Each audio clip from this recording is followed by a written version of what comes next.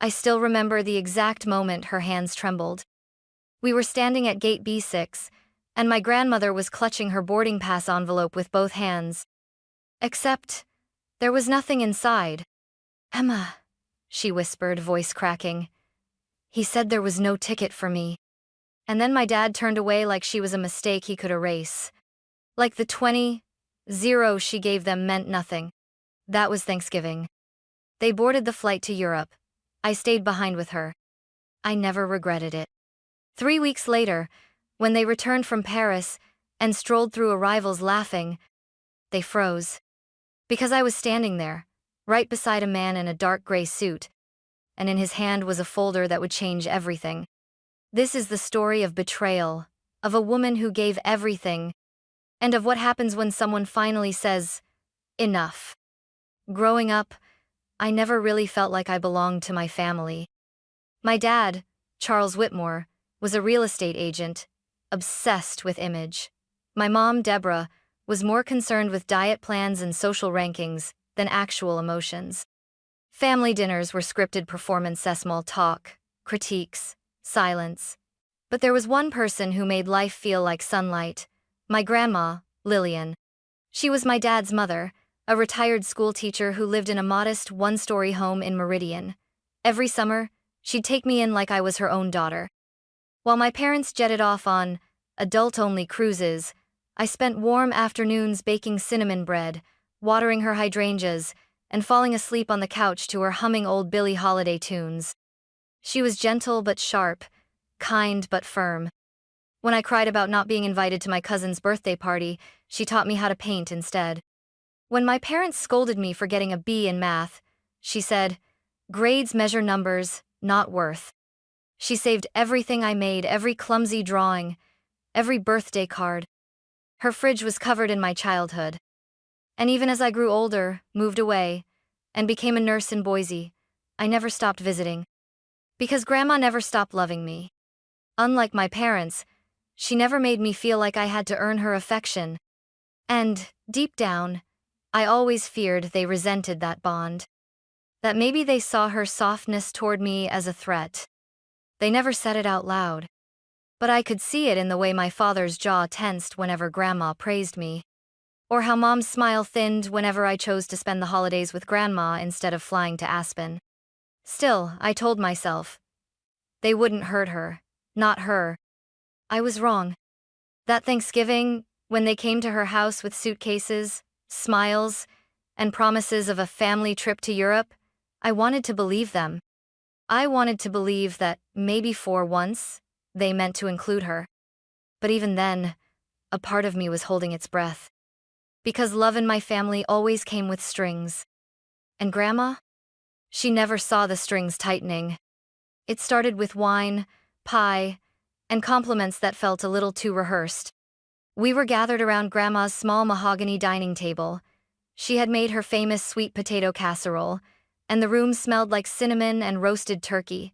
Everyone was smiling too much, laughing too easily. I knew that laugh. It was the one my father used when he was trying to close a sale. "I was thinking," Dad said between bites, "how amazing it would be to take this family somewhere special. You know, Europe, all of us, Rome, Paris, London, one unforgettable adventure." Grandma blinked, surprised. "Oh, that sounds lovely. But I don't know if my joints could handle all the walking." "That's the beauty of it," he beamed. "We'd take it slow. You'd have your own seat, wheelchairs available. We'd stay in hotels with elevators, room service a luxury. Mom." My Aunt Dana jumped in, nodding. "Mom, you've never been out of the country. This is your chance." Even my cousins, Brooke and Tyler, who barely looked up from their phones all night, muttered something like, "Yeah, it'd be cool." I looked over at Grandma. She was quiet, stirring her tea slowly. Then Dad added, as if casually, "We just need a bit more for bookings. Deposits are due next week. The rest is covered." My stomach tightened. "How much is a bit more?" I asked, keeping my tone even. He smiled. "Only 20. I figured Grandma could contribute. She's always wanted us to travel as a family." The room fell silent for a second. Then Grandma smiled weakly. Well, if it brings everyone together. I wanted to scream, but I didn't. Because Grandma looked happy, hopeful, like a child waiting to be chosen for the first time. And after a lifetime of being sidelined by her own children, I think she finally believed they saw her again. She called the bank the next morning. I overheard her giving account numbers. I stood in the hallway, fists clenched. I should have stopped her. I should have asked her to wait, to question why it was her who had to pay when no one else seemed to lift a finger. But all I said was, Grandma, are you sure? She patted my hand. Honey, they're finally including me. It's worth every penny. Every part of me wanted to believe her. But something in the way Dad hugged her goodbye too quick, too distracted, left a cold pit in my stomach. This wasn't a gift. It was a transaction. And Grandma didn't realize she was the one being sold short. The morning of our flight to Europe, Grandma was ready before anyone else. She wore her navy cardigan with gold buttons and the same black flats she always called her travel shoes, though she hadn't traveled in years. Her suitcase was small, almost embarrassingly so, the kind you'd pack for a weekend trip, not a 3-week European tour. I packed light, she said proudly, so I wouldn't slow anyone down. I gave her a soft smile, but inside, my stomach was in knots. At the airport, everything moved quickly. Dad took charge, checking passports and barking directions like a general on a mission. Aunt Dana fluttered about, fussing over her neck pillow and overpriced water bottles. No one really talked to Grandma. We wheeled her suitcase behind us toward the international departures area. She looked around in quiet awe like a kid at a theme park, taking it all in. I've never seen an airport this big, she whispered, holding onto my arm. We reached the check-in desk. That's when it started. Dad's voice changed sharp, tense, hushed. I heard him muttering to the airline clerk. Phrases like, not on the manifest and, must be a system error. I stepped closer. What's going on? I asked. Dad turned, feigning calm. There's a mix-up. Looks like Grandma's ticket didn't go through, but it's fine, we'll figure it out. Grandma's smile faded. Charles, what do you mean my ticket didn't go through? He avoided her eyes. It's probably a website glitch. These things happen. But with timing, I don't think we can fix it now. Aunt Dana chimed in, shrugging. Maybe it's for the best, Mom. The flight is long. Europe's a lot of walking. You said yourself your knees have been aching. Grandma blinked. Her hands tightened around the handle of her little suitcase. But I paid. I gave you the money, she said, her voice barely above a whisper. My father gave a strained smile. Of course. And we're all going because of your generosity. But you should rest, Mom. We'll bring you back gifts, photos, stories. And then just like Faith turned and walked toward the gate. No apology. No hug. Just dismissal. I stood frozen. My heart pounded in my chest like a war drum. Around us, other families hugged, laughed, snapped photos. And we stood still, just me and my grandmother, and a suitcase that suddenly felt far too small. She looked at me, blinking slowly. There's no ticket for me, she murmured again, as if saying it aloud might change something. I reached for her hand. Then I'm not going either. She tried to protest, her voice trembling. Emma, you've been dreaming of this trip. No, I said, not without you. And just like that, they boarded a plane to Europe. And we walked quietly back through the airport doors, into the cold November wind. The drive home was wordless. Grandma sat in the passenger seat, her hands folded neatly in her lap. She didn't cry, she didn't rage. She just stared out the window like she was watching someone else's life pass by. When we got back to her house, she walked straight to her favorite chair by the window, unzipped her suitcase, and began unpacking with slow, methodical movements. Folded sweaters. A small bottle of lavender lotion, a passport that had never been used. I stood in the doorway, unsure if I should say something or just let her pretend nothing happened. Instead, I walked to the kitchen and made her chamomile tea. When I returned, She was holding an old photo of her, Dad, and Aunt Dana at a beach decades ago. The edges were worn, the colors faded, but her smile in that picture was bright and fearless. I really thought, maybe this time, they meant it, she said quietly. I didn't respond. I couldn't. The anger in my throat was too thick to speak through. Later that night, after she'd gone to bed, I sat alone at the dining table. My laptop glowed dimly in the dark. I typed one search term, almost instinctively. Elder Financial Abuse Laws, Idaho. Page after page of legal articles, statistics, and hotline numbers appeared. I clicked on one link, Office of Elder Protection, Inheritance Rights, Boise Division. There it was clear as day. If a senior citizen is coerced, deceived, or manipulated into transferring assets under false pretenses, it may qualify as financial exploitation. I copied down the number. The next morning, Grandma was in the garden. She wore her knit gloves and was pruning dead leaves off her rose bushes. I walked out and handed her a mug of coffee. You don't have to pretend you're okay, I said softly. She gave me a tired smile. I'm not pretending, sweetheart. I just don't want to make it harder for you. It's already hard, I admitted. But doing nothing? That's harder. She looked down at the petals in her palm. They're still my children. I know, I whispered. But you're my family, and I won't let them do this to you. She didn't answer. But that night, I called the number. A receptionist transferred me to someone named Victor Hensley, a lawyer with the Office of Elder Protection.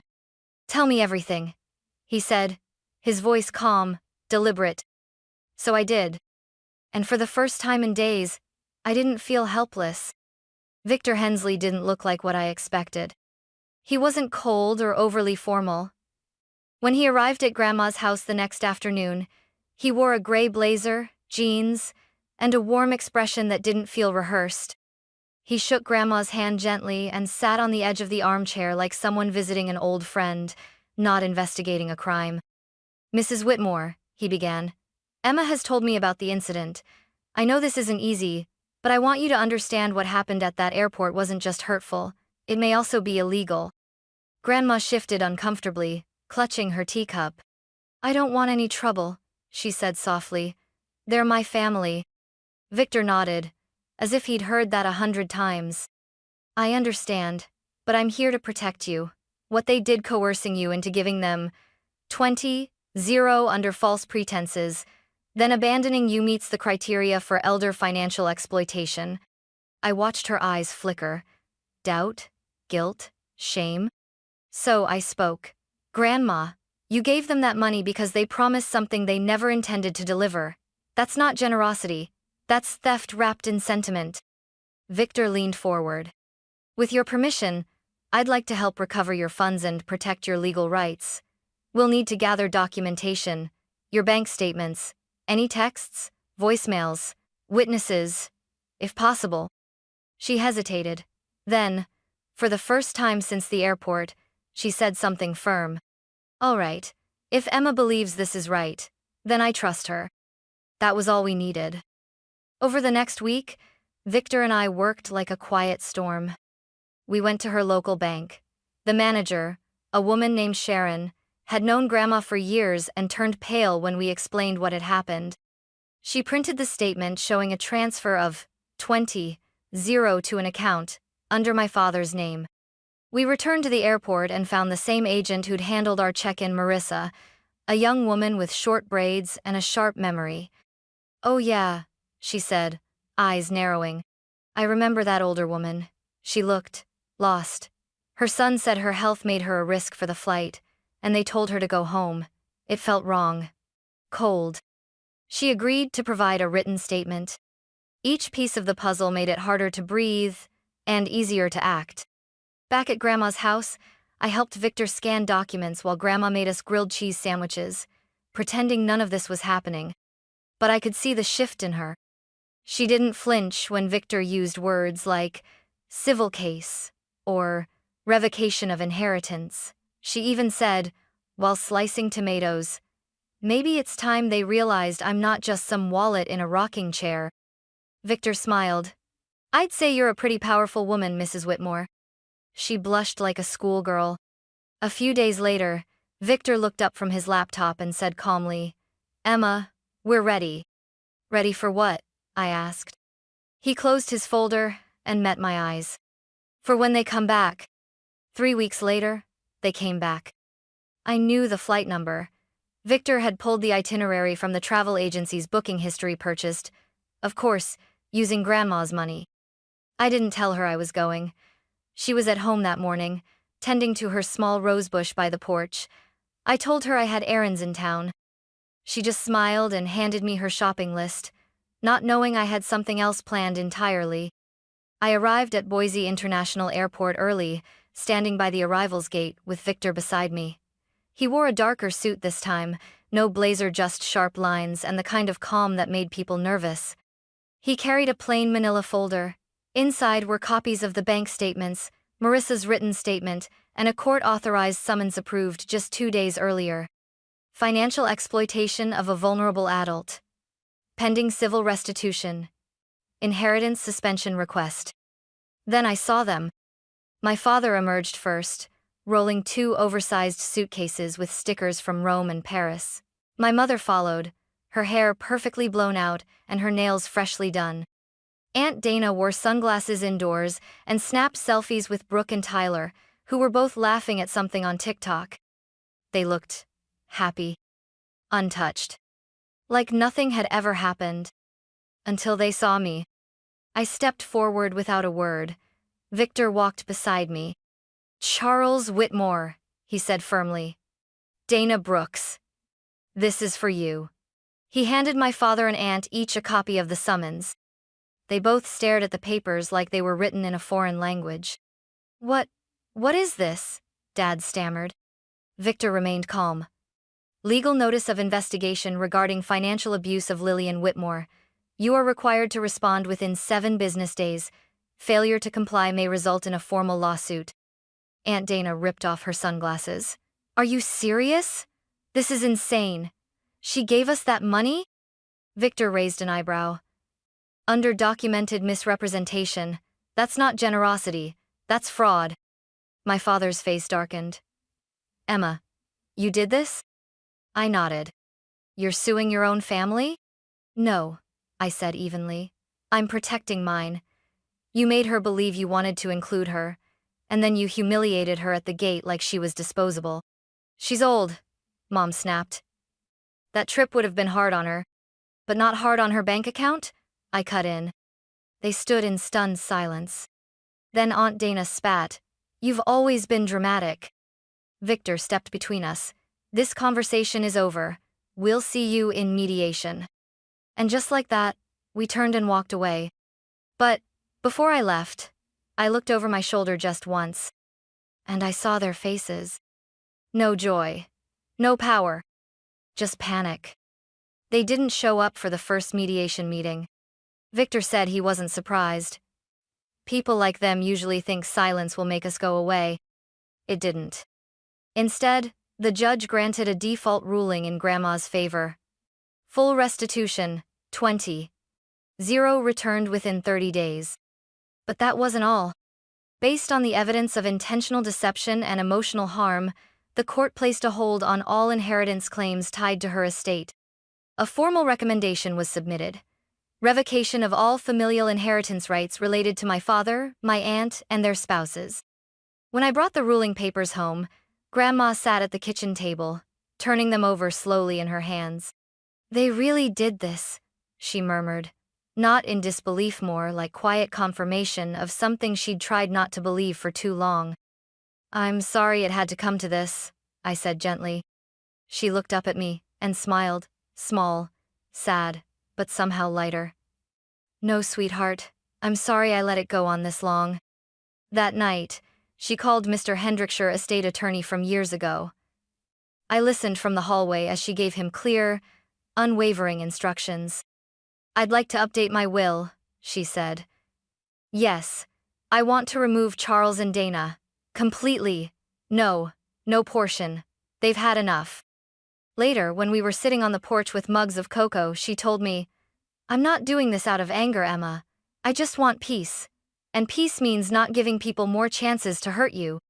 I nodded. I knew exactly what she meant. In the weeks that followed, I helped her close a joint account she'd opened with my father years ago. We transferred her savings into a new protected trust. She insisted I be listed as her financial advocate. I want you to take care of things if I can't, she said. You'll always be able to, I whispered back. But inside, I knew better. Something in her had changed, not just the disappointment, but the years of longing finally giving way to acceptance, not bitterness, just clarity. We returned to routines, slowly.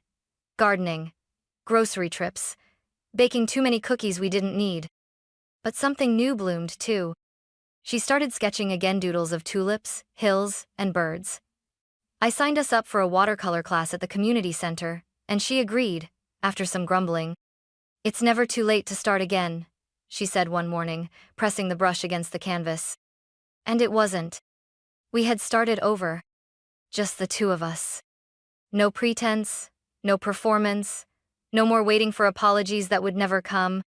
Only presence, only truth. And, in that space, Grandma wasn't a victim. She was free. The following spring, I planted yellow tulips all along the fence of Grandma's yard. She once told me, when I was 8, that yellow tulips meant hope, not joy hope. Joy comes and goes, she said. But hope is what you keep alive, even when everything else fades. I wanted her to see that hope again every morning when she opened the curtains. By May, the garden bloomed into a sea of soft gold. Grandma stood on the porch in her worn cardigan, coffee in hand, and just stared. She didn't say anything, but her eyes glistened. I figured you needed something to look forward to, I said. She squeezed my hand.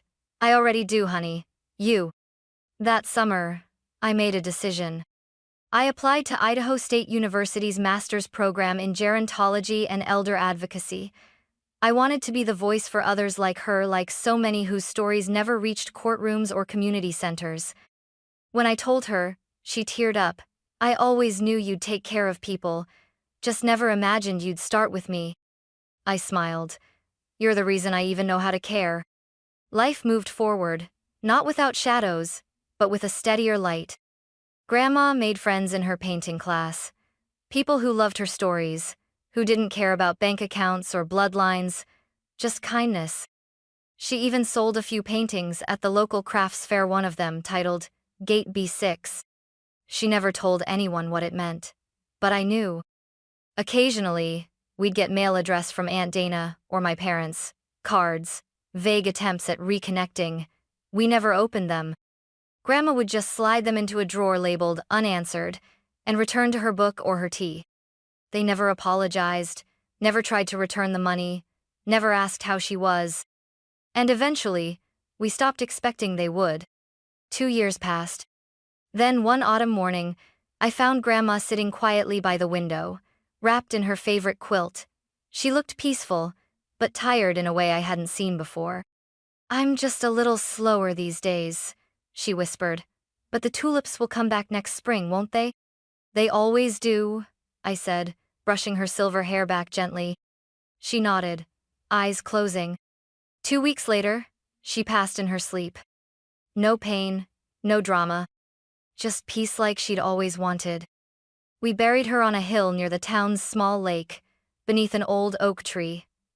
I placed a bouquet of fresh yellow tulips at her grave, wrapped in a ribbon with her initials embroidered on it, L.W. At the funeral, people from all over town came. Her painting teacher, the florist who'd helped her pick out seeds, Sharon from the bank. Marissa from the airport even sent flowers and a note that simply read, "She mattered." She did. And she still does. After the service, I stood alone by the grave, holding one last tulip.